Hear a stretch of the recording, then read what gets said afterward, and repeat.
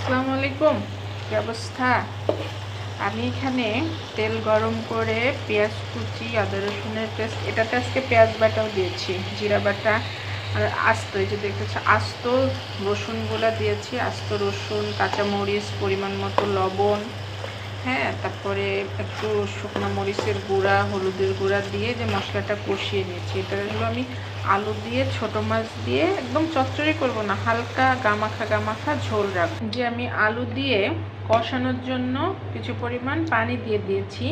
আমি আর পানি দিব না, এই পানিটাই একটু বলক আসলে আমি এই যে এগুলা বোধহয় সাগরের চাঁদা মাছ বলে, চান্দা মাছ, তো এইগুলা আমি দিয়ে দিব।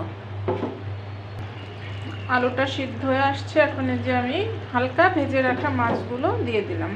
মাছগুলো যেহেতু অলরেডি কুকড, মানে ভাজা রান্না করা, তো এখন আর 2-3 মিনিট জাল